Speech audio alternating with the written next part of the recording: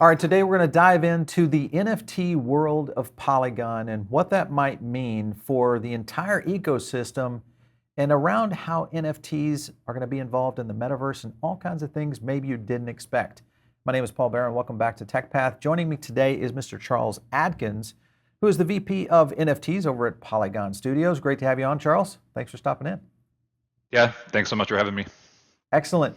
Charles, tell me a little bit about your background. I was looking at through your LinkedIn profile and learned a lot in terms of just some of the companies you've been involved with, absolute rock stars. Tell me about where you've come from and where you are currently at Polygon Studios.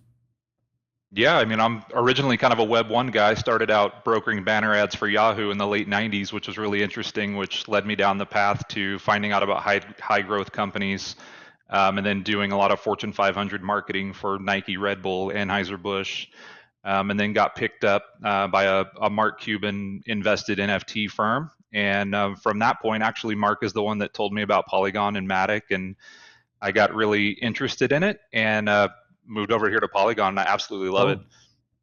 I like it. You know, when we look at Polygon, we've done a couple of analysis on it. I'm just still amazed at, one, the strength of the ecosystem, but even more so in the infrastructure and the technology that's being deployed within Polygon right now. And I think that overall, when you combine that with what the opportunity is in the NFT world, I think guys like yourself are really very critical in being able to kind of get the rest of the world to kind of come to understand it and how it can be utilized. So that's going to be fun. We're going to dive into some of those questions today. I want to get into kind of the first scenario or topic, and that is NFTs just in general on Polygon. I was looking at your ecosystem, absolute explosion happening. Talk to me about how you guys have been building that ecosystem and kind of partnering and putting the right players at the table. Yeah, with us, we're finding that a lot of people are coming to us for several different use cases. Everybody from just enjoying the fact that we're pretty much one-to-one contract basis with Ethereum. They can migrate over very simply. Their tech teams find it really easy. The other is with large brands, especially ones that have to report to shareholders. Their main focus and the reason they've been choosing Polygon is, yes, the ease of build, but when you have to answer to people asking how eco-friendly your brand is, that's it's becoming a big concern with a lot of them. And then on the gaming side, it's just the high transaction volume. So I like to tell people Polygon, we're the Home Depot of blockchains. If you want to do a DIY project, you're going to find a lot more than just a hammer over here.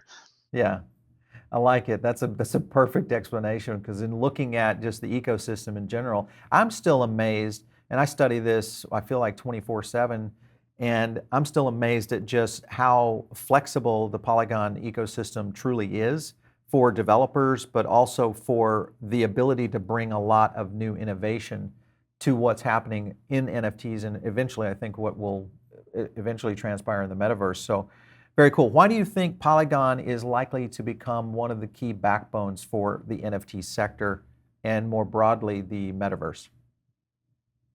Yeah, I think it's kind of what we were talking about, is we really aim to either build internally or buy companies and merge with companies that have the technology that help that scaling into the future.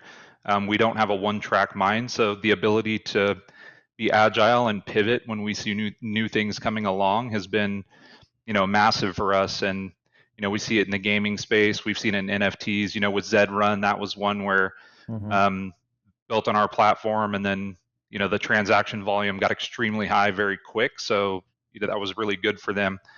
Into the metaverse, again, we're talking about really high volume, especially when we have general population on ramp into a space like that. Building on a layer one is going to be pretty tough.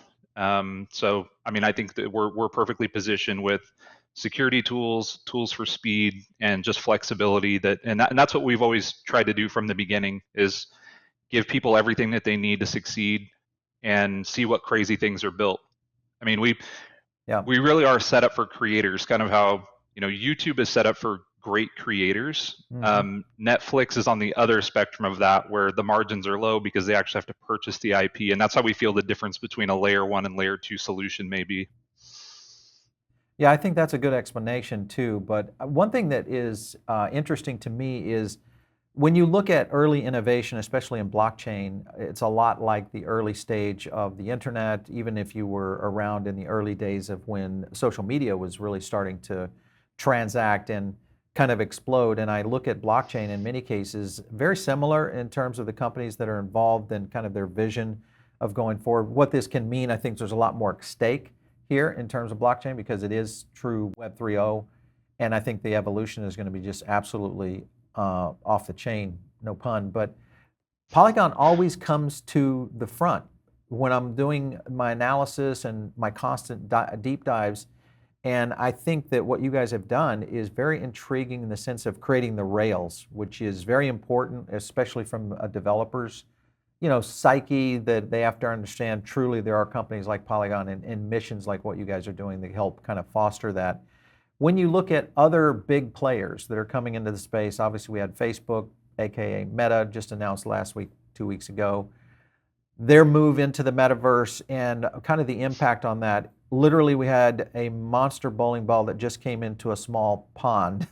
What are your thoughts on how Facebook's Meta and their impact on the rest of the NFT and in general metaverse is going to be over the next few years? Yeah, this is something I talked about at NFT NYC as well, as this question came up a lot. And I looked at that. I looked at all of their announcement. I've read through all of their paperwork about changing the name to Meta, and I saw the word crypto once. I saw the word NFT once. I did not see the word blockchain at all, Right. or decentralization at all. So to me, that tells me their stock has been getting beaten up for quite a while. And I mean, on number one, that gives them at least another 5 to 8 years of excuses of quarters of saying, now we're rebuilding something new, give us a chance. On the other side, this is really a very quick play into where they see the future going, but in a totally centralized data collection format, which is a big concern for a lot of people. Yeah, I would agree with that. I think to at least some of the people we've had on the show to talk about this evolution is just down that line right there in the sense of closed ecosystems that essentially are not decentralized, not really opened up to the blockchain universe, which is essentially going to be, I think, the real framework that's going to allow platforms like Polygon and others to really start to kind of create that rail track for it. Do you think a company like whether it's Facebook or if you look at Jack Dorsey over at Twitter or just many of the big, the FANGs, we'll call them, in terms of the monster tech companies, do you think any of them have the ability to truly innovate at the scale in which we're seeing blockchain innovation occur today? Are they ready for that, or do you feel like there's too much inside their bubbles? I think they will be eventually. If speaking about it today, they're absolutely not prepared for it. We talk to a lot of those large brands every day, and half the time when those phone calls are made, they don't even know who to transfer the phone call to within their own organization. Is it, a partnership director? Is it a CTO? Is it a CIO? They don't even know where blockchain and crypto information may fall within their own organization. Secondarily, a lot of concerns about crypto custody, especially again for those publicly traded companies. Some of them are just not allowed to take custody of crypto, so they are out there looking for custody solutions prior to going down this road. I think they will not have a choice whether to pivot or not. They're just not ready for it today, and it's going to take them a while. Yeah, I think my concern is that right now we're seeing massive interest. If anything, Facebook did kind of pull the curtain back and expose what was happening in the metaverse and NFTs in general to the broader population for them to go, wait a minute, what's going on back here? Something's being built in the backside. It's kind of like when you think about just the internet in 1996 or in 1998, people looked at it for the first time. They saw what a search engine was with Alta Vista or something of that nature. Aging myself here, but the point is that they thought, whoa, we've entered a new zone of information. I think now it's the new zone of engagement, especially around what's happening with metaverse. You very close to what's happening with NFT in general.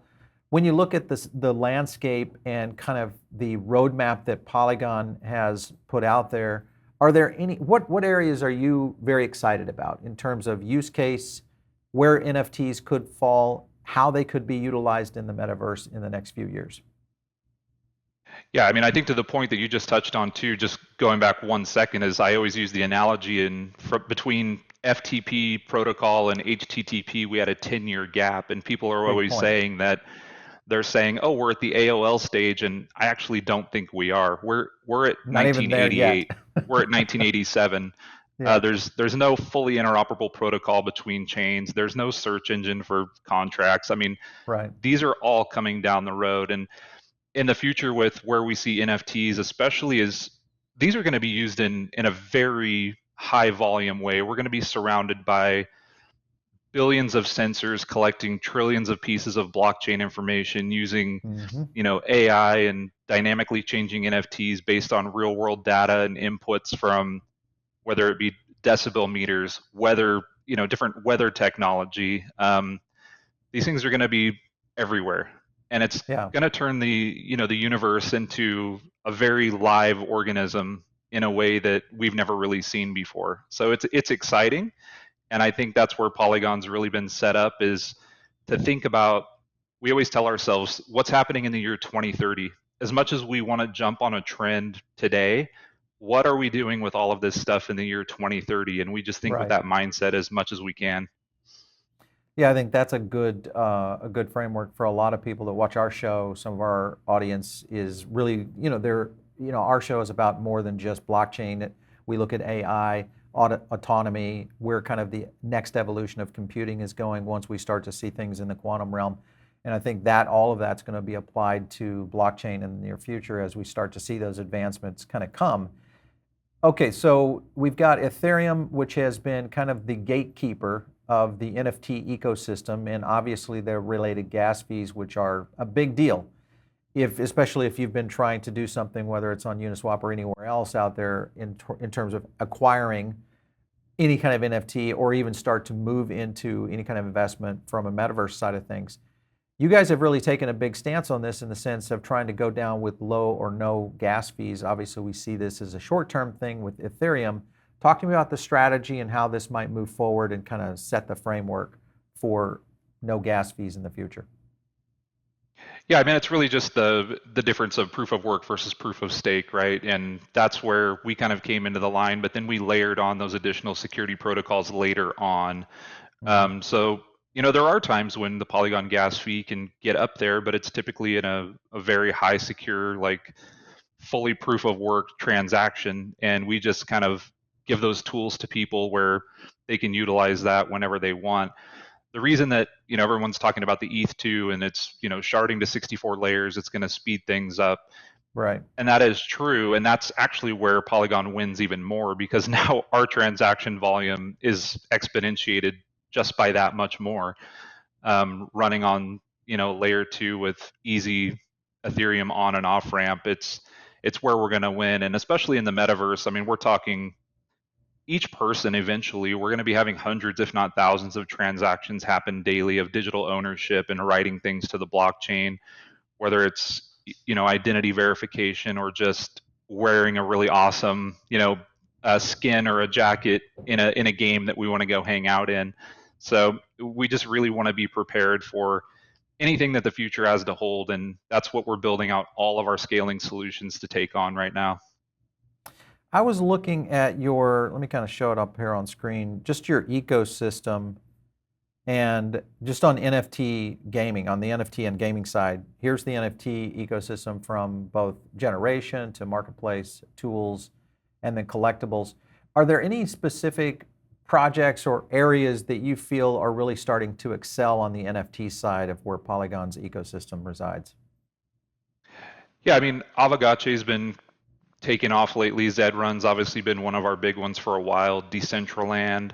Mhm. We're working with a lot of big game studios right now as well, that we can't quite talk about yet. But a lot of these major AAA studios, they're one of their big concerns is with the token economics. I know we've seen some of the gameplay change within some of the most well-known play-to-earn games, and it's specifically because those tokenomics are extremely complicated. It's the first time in gaming that these developers have had to take into account speculators.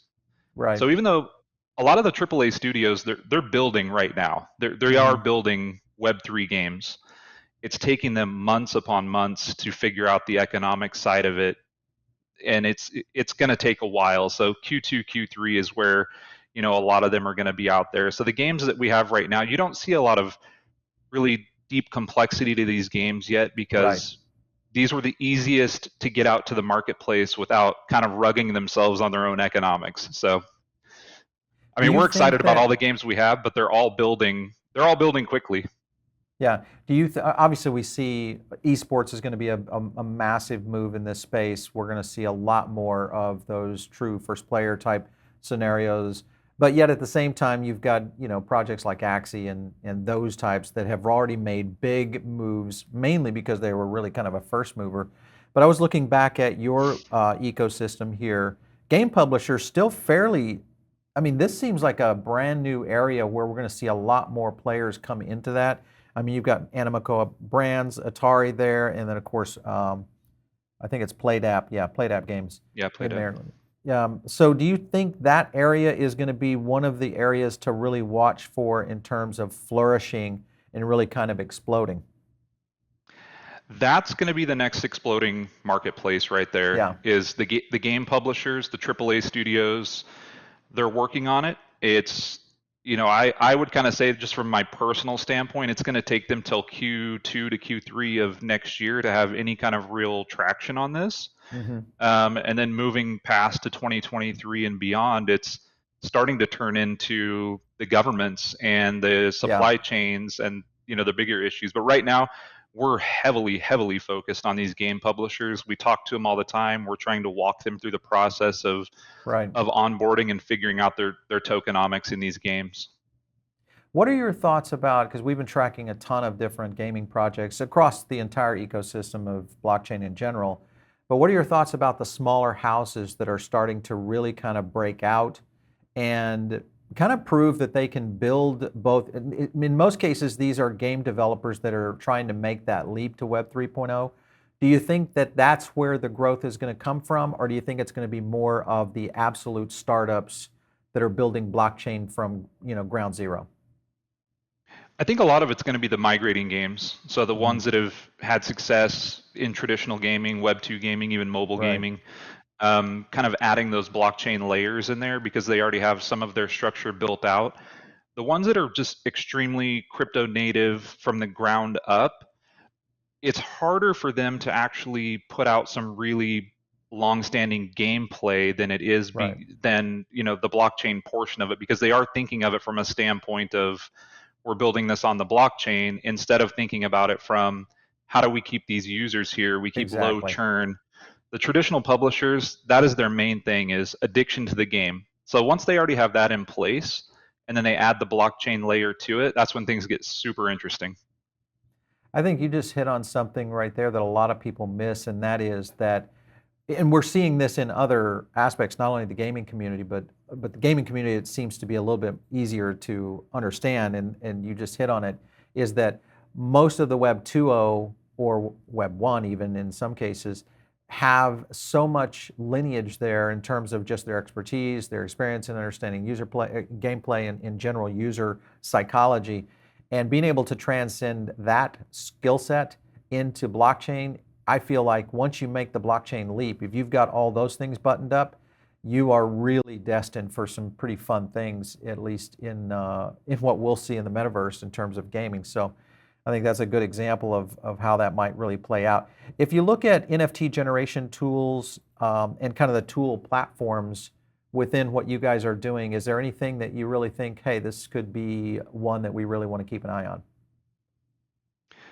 I mean, for us, we're keeping an eye on most of the partners that we work with. Obviously, we have the sovereign protocol anybody can build on. So a lot of times we don't even know when a lot of these projects are built on our platform until Yeah, after it's already finished. Clinique was an interesting one. Clinique, right. the cosmetics brand, they launched their NFTs and we found out about it the next day. So that was very interesting. Obviously, we work with a lot of these agencies that are kind of the in between that just create on our platform and then launch. Mhm. Um, one that we're very close with was our partnership with DraftKings. We obviously always keep an Right. eye on what they're doing. And eventually, we hope that they'll actually use some. Right now, it's just their marketplace, of course, but eventually we hope that they use a lot of the real-time data tools to make dynamic NFTs and maybe have those collectibles change every time players reach different milestones. It would be just really fun to do. Not talks yet, but it Yeah, would be fun to do. I think that, yeah, when you get into, scenarios where you've got kind of somewhat digital native companies that have started to, one, embrace what's happening here within blockchain and NFTs, it just starts to open things up pretty dramatically, which is one of the things I tell, our researchers and just teams we're constantly looking for is who are the digitally native companies that have yet to really move into this space, because they're most likely going to be the next players that are at the table, either trying to select a protocol, getting their developer queues in order, starting to partnership, create those partnerships to, kind of build that kind of element. We just did a video that talked about some of the real worlds. I mean, I think there was some D&G, the clinic deal was in it. There were several in there, obviously Nike and what they've been able to do with it and trying to where their direction is going. If you look at sports in general, you would think this is a natural for all the sports evolution. I mean, we've already seen it with Sorare, with the soccer side. We've seen it the Rarible side. Do you feel like we're going to see some pretty big moves by major league sports in this direction soon? Yeah, I completely see all the major league sports heading there. Again, as you can imagine, with the size of these leagues, companies, and teams, the legal complexities, a lot of these rules are not even written into their legal handbooks yet. So that's what we've seen with a lot of the major teams and even just the leagues in general, is they don't even know how to write this stuff out. They don't know what Yeah, this actually means. And then even on the ticketing side, I mean, I know Mark Cuban there with the Mavericks, he's turning all of his season tickets into NFTs, and then the longer you right. hold a season ticket, they dynamically change over time. Super cool thing to do. On the sporting side, I think the fans are going to be asking for it faster than these leagues can even get it in place. The other thing is a lot of them are treating this as another big IP deal. So Right. they're coming to the blockchains asking for a ton of money just for the Hmm. privilege to, create their NFTs, which is a pretty interesting area to be in because they really are just cold calling and seeing who the highest bidder is. There's Hmm. a handful out there that actually do care about where they're building, but a lot of them just want the highest bidder, and that's Yeah. a shame. Well, that's interesting you bring that up, because my thesis on this is that the metaverse is going to yield a whole new crop of native brands that will be built on and within the metaverse through these kind of partnerships that kind of run on those rails to move into that metaverse, whether it's 2025, 2030. With that being the case, because we could see a whole new evolution of brands, including everything from style to functionality to use case scenarios that could start to circumvent even the modern day Titan brands that are in place today. What are your thoughts on how that might transpire in the metaverse in the next 10 years? Yeah, I mean, hopefully that is the case. I mean, that's what I think we're seeing with a lot of these brands right now is they're starting to see themselves crumble and decouple as these large conglomerates, and they're having to spin off these smaller divisions because, these little challenger brands are not so little anymore, especially when Right. it comes to these metaverse and crypto native brands. They're taking market share at a pace of, when J.C. Penney's went down and Macy's went down from the retail space, Hmm. it wasn't because another giant retailer came in and took them out. It was because 50 people on Instagram were getting 3 to 5 million a year in revenue. And when Yeah. you add that up, that's taking a piece of the market share, and that's the same Yeah. thing that's happening right now. So, to your point, like from avatar stylization to different power boost companies. I mean, there's going to be some extremely innovative companies that these larger brands are just not able to pivot fast enough to take on that challenge. So I completely agree, and hopefully we'll see it sooner rather than later. Yeah. Charles, what are your thoughts when you look at just, I mean, I'm sure these are the kind of things that you guys are challenged with on a day in, day out basis, but you look at the ecosystem within the metaverse. And, I come from a computer science background. I've ran developers and understanding kind of the ecosystem of building products. One thing that always challenged me was when you started to develop a product that was big enough, you started to see the influx of all these additional bolt-ons or other assets that would come to the ecosystem and eventually become very use case oriented and very important to the ecosystem. And my question to you is, when you look at Polygon and just see all of the potentials here for these additional services that are going to reside to kind of support the ecosystem in general. Let's just say, for instance, I'm in the metaverse in 5 years, I'm doing whatever it is, maybe it's AR and whatever that experience level is, and I might be doing gameplay, but I need data storage. And data storage would be a good example of something that could live in there, as opposed, when I say in there, meaning the metaverse, as opposed to setting over on AWS. So what are the potentials for those kinds of companies that are doing those kind of support mechanisms that kind of run the whole ecosystem of Web 2.0 today? Yeah, I think you nailed it correctly. It's those companies will absolutely exist. They're not just going to be a centralized hub. They are going to be decentralized storage, which is going Yeah, to be a big deal on, like you just said, the DeFi apps, the ability to use whatever quote unquote financial institution you would like to use and just have interoperable protocols between everything. It's just going to be a very level and quick flowing playing field. It's going to be really difficult in even 10 to 20 years from now to point out, unless these big brands can really figure it out, hmm, it's going to be a handful of tool sets that me, you, and any individual in the metaverse want to use that works for our particular use case. And the majority of them are going to be decentralized. yeah. You've had a chance to work for some pretty forward-thinking individuals, obviously with Mark Cuban and some of those kind of people. It seems as though we're starting to see a little bit of a separation in the thought leaders of business today, where many of them are starting to move and they see the writing on the wall, they see the innovation happening, they see Web 3.0 and the rails that are being built. Who are the players that you're watching as a studio to really kind of keep an eye on? Obviously, you look at Cuban, but there's many other thought leaders out there. Anybody that you think that these people are really kind of moving in the right direction? Yeah, I mean, we're definitely keeping an eye on EA Sports as a big one, Activision, Hmm. Super Evil, just on the gaming side. Those are people that are, they want to get into the space and they're just trying to figure it out right now. Right. There's some very large auto manufacturers that are getting into the space right now that I can't quite name yet. But again, they're trying to Interesting. figure out, how many, basically what it's coming down to is how many employees do we need to run this department and how many millions of dollars is that going to cost? Right. But they know they need to be there.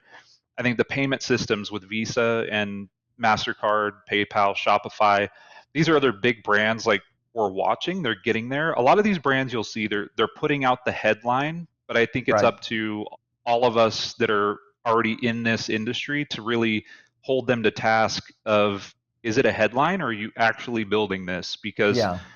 there's a lot of people putting the headline out, but let's see who can actually get the job done.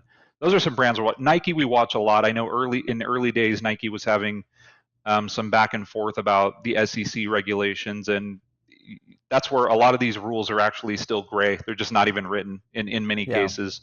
A lot of the I, big brands want to go there. It's our job to make sure they do it. Yeah.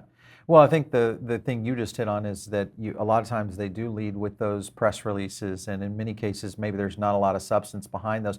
I think that's the key that a lot of people, if you're watching our show, you're already doing your due diligence to understand whether those brands are really getting it done, or if they've got the infrastructure to even start to attack it, which is a big question mark, I think, in general.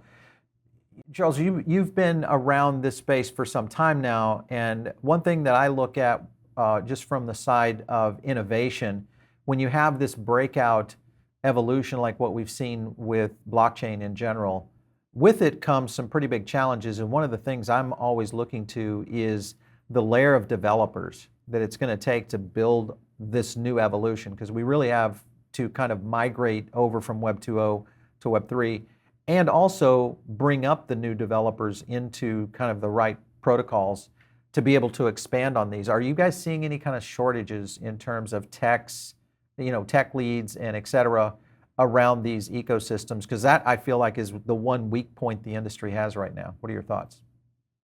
That's probably the biggest challenge that everybody we've talked to is running into is Yeah. development talent is extremely hard to come by. If you're a developer out there, it's to the point where you're also in that situation where let me take some bids on this because Hmm. the shortage is it's difficult. Yeah.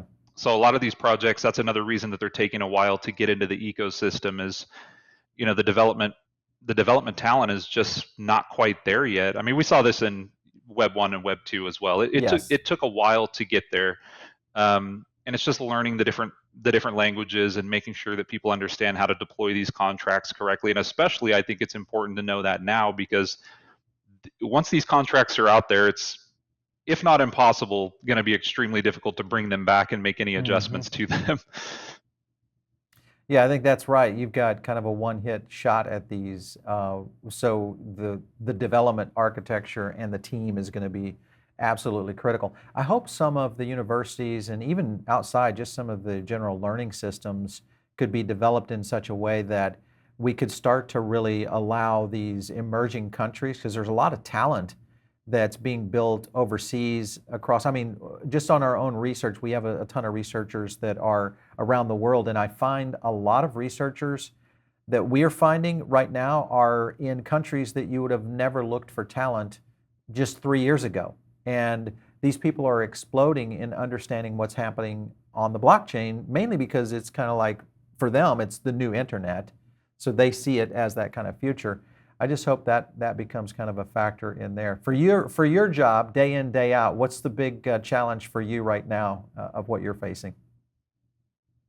Yeah, I mean, the challenge for me is really keeping up with just the amount of projects and the amount of companies coming into the space. A lot of people, I'm kind of the first contact for a lot of these large brands, and so for me, it's just multiplying my time. I think with all of us in this industry right now, it's how much time can we find in a day to do this and still keep ourselves sane. It's just the amount of projects that are coming into the marketplace has been a very, very high volume to handle. Yeah, yeah. Hey, listen, it's like the dot bomb is all over again. You have tens of thousands of companies barreling down this highway that there's only one tollway to get through, and eventually you're going to have the ones that break through and make it, and a lot of companies that fall to the wayside. So, but that's how innovation works. It's the strong survive and the weak die. So, unfortunate but true. Unfortunate but true. Yep. Hey, Charles, it's been great having you on the show today. Thank you so much for stopping in. I know you guys are super busy, so it's been great hearing from you guys over at Polygon Studios. We want to keep a close watch on what you guys are doing, so keep in touch. Thanks for stopping in. Yeah, thank you, Paul. Thank you for having me. Excellent. All right, you guys are tuned in over on the podcast right now. Thank you so much for all the subs over there. Spotify has been exploding for us, but guess what? The #1 place you can check TechPath out is over here on YouTube, here on the Paul Barron Network. It's the place where you're going to get these interviews and a lot of this insider baseball kind of stuff that you don't necessarily get a chance to see visually from the podcast. So jump over here to the YouTube channel, and also make sure and jump into the Diamond Circle. It's where we do a lot of drops on just a lot of our research, but also we'll do things like giveaways for NFTs and a ton of digital assets. Easy to join, free to you. Just jump in with the link below. And of course, if you want to reach me, hit me up on Twitter @Paul Barron. We'll catch you next time right here on TechPath.